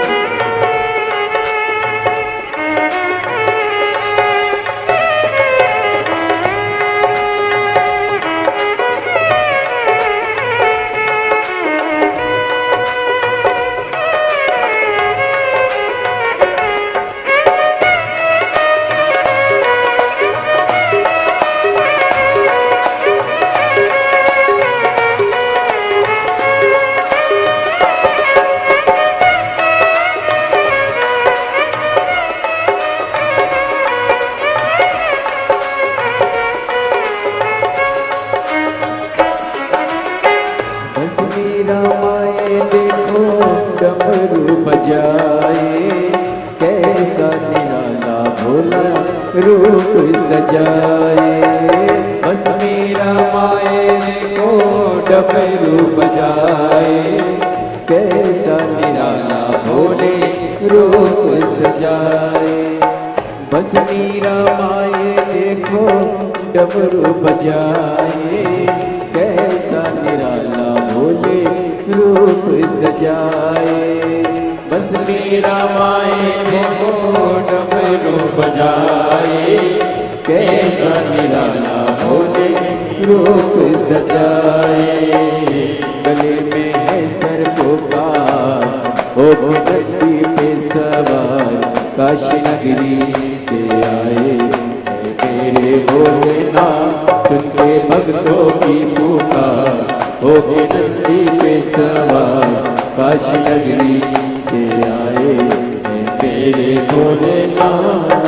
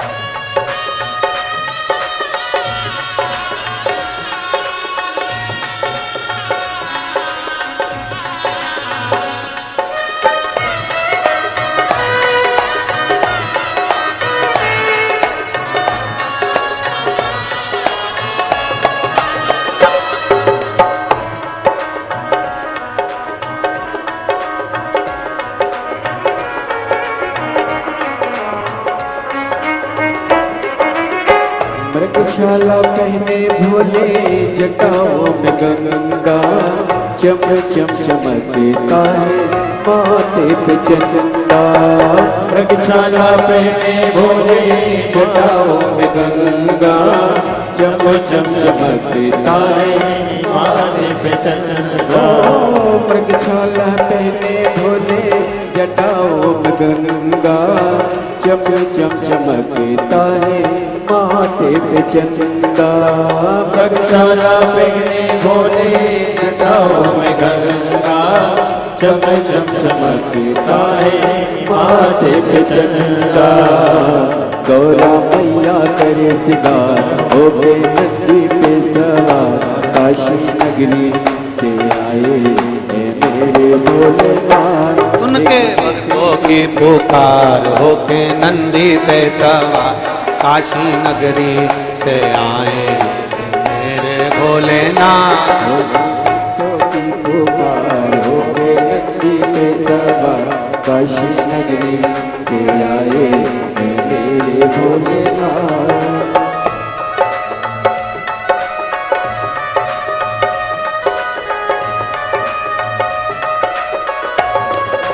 भोले शंभो।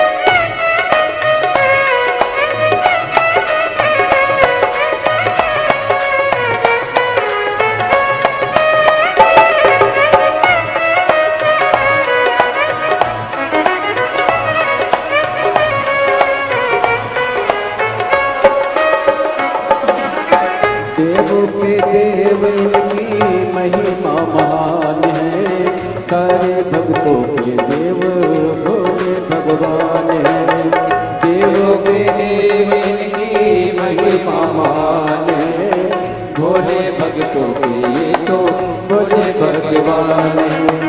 देवों के देव इनकी महिमा महान है, भोले भक्तों के ये तो भोले भगवान है। देवों के देव इनकी महिमा महान है, भोले भक्तों के ये तो भोले भगवान है।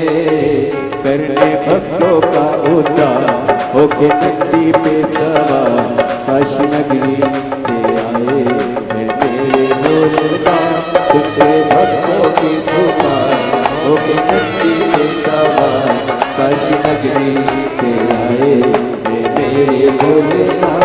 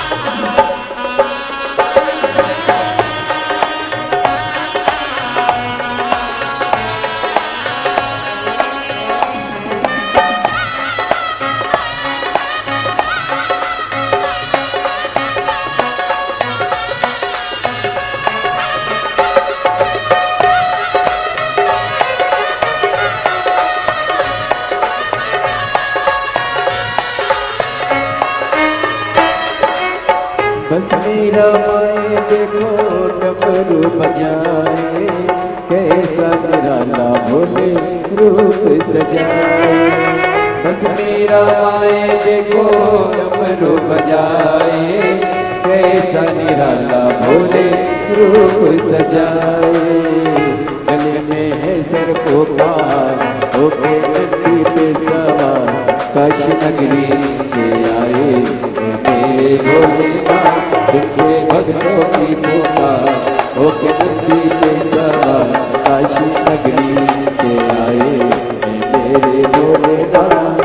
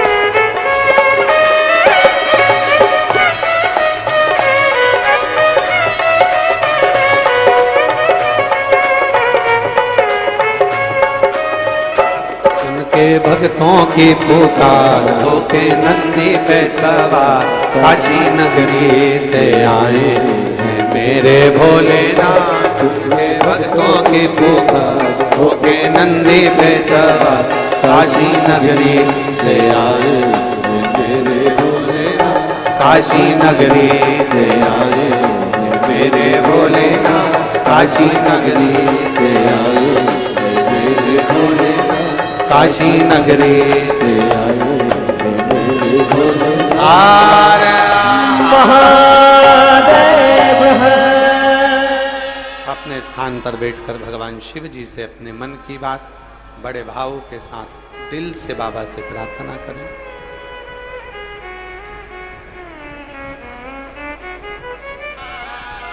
जहाँ जगह मिले वहाँ बैठकर भगवान देवाधिदेव महादेव से अपने मन का भाव अवश्य कहिए, दिल से प्रार्थना करिए, निवेदन करिए।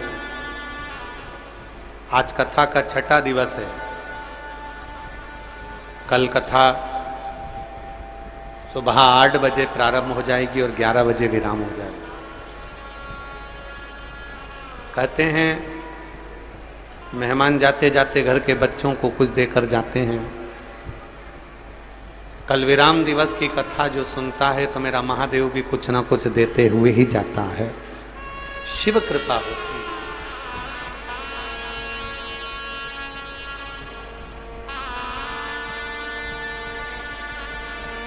दिल से, भाव से, प्रेम से।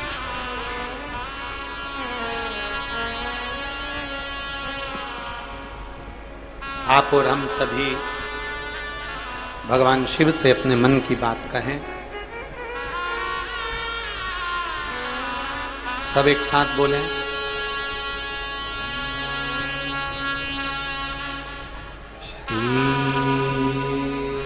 शिवाय नमस्तुभ्यं। श्री शिवाय नमस्तुभ्यं। श्री शिवाय नमस्तुभ्यं। श्री शिवाय नमस्तुभ्यं। श्री शिवाय नमस्तुभ्यं। भोला सब दुख काटो हमारा, ओ भोला सब दुख काटो हमारा। शिव शंकर जपो तेरी माला, भोले बाबा जपो तेरी माला। भोला सब दुख काटो हमारा, ओ भोला सब दुख काटो हमारा। वेश है मंगल मंगलकारी, वेश है मंगल मंगलकारी। शमशान वासी हमारा, शमशान वासी हमारा। ओ भोला सब दुख काटो हमारा, ओ भोला सब दुख काटो। भगवान शिव की कथा कर रही है, भगवान शंकर का संवाद कर रहा है, शिव महापुराण की कथा वर्णन कर रही है। किसी भी भाव से, किसी भी रूप में, किसी भी तरह से जब हम भगवान शिव को रिझाते हैं, गला पकड़ रहा है, जब हम भगवान शंकर को मनाने का प्रयास करते हैं, शिव हमें प्राप्त जरूर होता है। लिया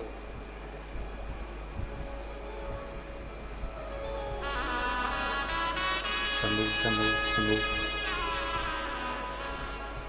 17 साल के बाद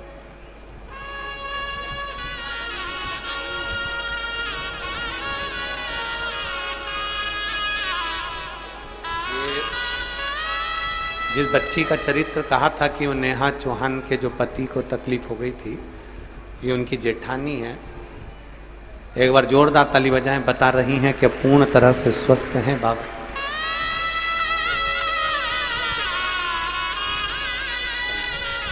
पूर्ण तरह से स्वस्थ।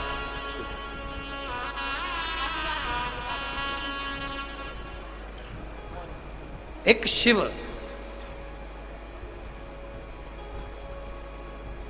एक हमारा भरोसा, एक हमारी दृढ़ता, एक हमारा विश्वास। भानु जैसे भगवान शंकर का भजन करता करता करता करता शिव को प्राप्त हो गया, भगवान शिव को प्राप्त कर ही लिया उसने। पार्वती जी ने भगवान शिव की आराधना करते करते करते करते करते करते शिव को प्राप्त कर ही लिया। तारकासुर असुर है, पर उसने जो वर मांगा था वो मांगा था कि भगवान शंकर के पुत्र द्वारा मेरे प्राण छूटे।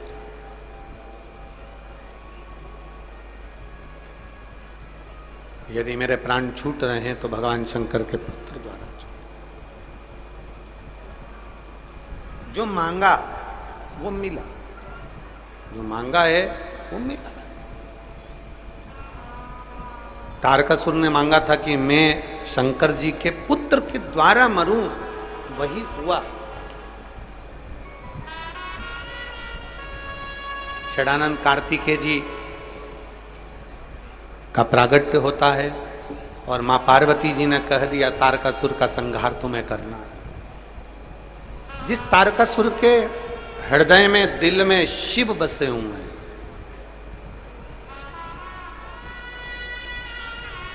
और जिसके दिल में, जिसके हृदय में, जिसके मन में शंकर भगवान का निवास होता है, जिसके हृदय में शिव बसा होता है, जिसके दिल में भगवान शंकर का निवास है, जिसके हृदय में शिव का निवास है, उसको यदि कोई कष्ट भी पहुंचाता है तो उसको खुद को ही भोगना पड़ता है।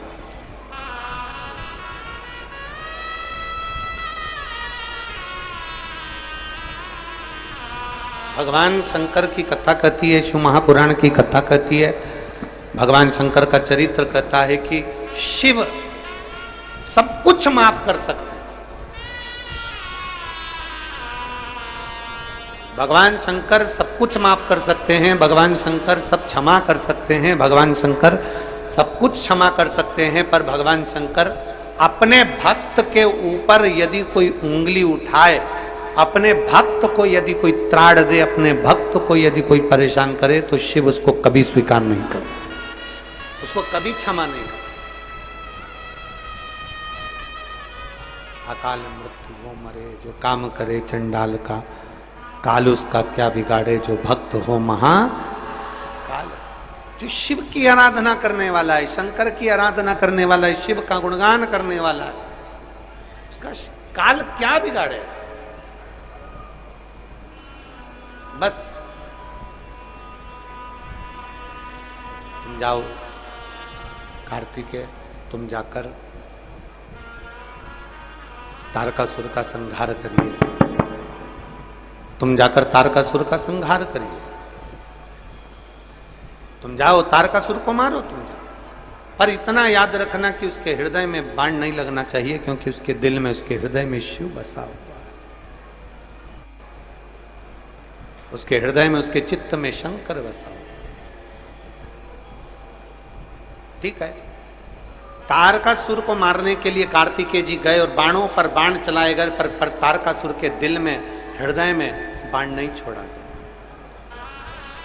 मन में एक बार यदि शिव आ गया, मन में एक बार यदि देवाधिदेव महादेव समाहित हो गया, तो फिर तुम्हें चिंता करने की जरूरत नहीं है। चिंता करेगा तो देवाधिदेव महादेव स्वयं करेगा।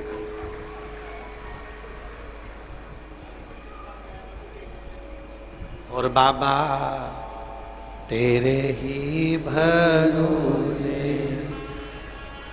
भोले तेरे ही भरोसे, हवा बिच उड़ती जावागी, बाबा डोर हल्लो छड़ी में कटी जावागी, भोले मैं तेरी पत्नी, शंभो मैं तेरी पत्नी। शिव पुराण कहती है,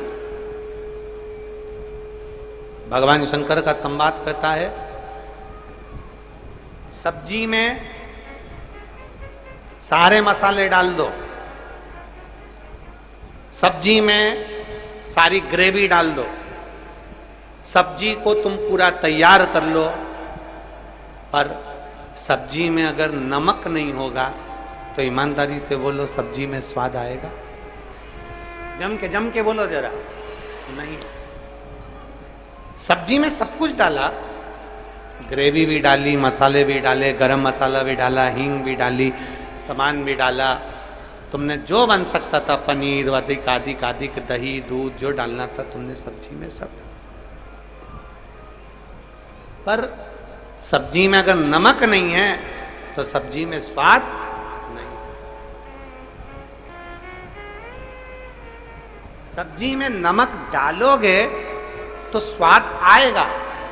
उसी तरह तुम पशुपति व्रत कर रहे हो, तुम सफेद आंकड़े की जड़ का प्रयोग कर रहे हो, तुम भगवान शंकर को जल चढ़ा रहे हो, तुम रोज शिव जी के मंदिर जा रहे हो, तुम शंकर जी के अनुमोदन कर रहे हो, तुम शंकर का गुणगान कर रहे हो, तुम शिव की स्तुति कर रहे हो, शंकर का भजन कर रहे हो, सब कुछ कर रहे हो। सब्जी में नमक डलेगा तो स्वाद आएगा। और तुम सब कुछ करो, शंकर पे जल भी डालो, मना नहीं है, पर शंकर को जल डालो, चाहे शिव का नाम भजो, भजन करो, इसमें मन का होना जरूरी है। सब्जी में नमक होगा तो स्वाद आएगा, और भजन में जल डालने में मन होगा तो महादेव भी जरूर आएगा। निश्चित महादेव ऐसे नहीं आता जब तक कि आपके मन नहीं होता। हृदय होगा तो महादेव आएगा।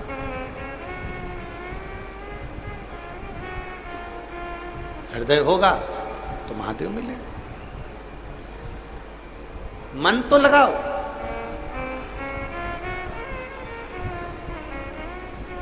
दिल में शिव को बिठाने का प्रयास करिए।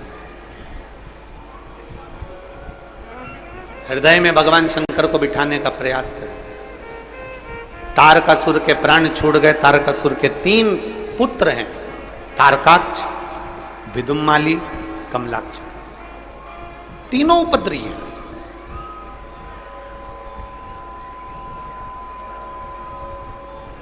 तीनों ने विचार कर लिया कि यदि हम अगर देवताओं से युद्ध लड़ेंगे तो हम मारे जाएंगे, इसलिए ब्रह्मा जी से पहले वर प्राप्त करना है तो तप साधना करना पड़ेगा। आप जितनी तप साधना करेंगे, हम फिर निवेदन करेंगे, जितना जितना शंकर जी के मंदिर में जाकर 1 लोटा जल चढ़ाएंगे, शिव को उतना उतना अपने करीब में पाते चले जाएंगे, शंकर को उतना नजदीक आप लाते चले जाएंगे। एक पत्र है,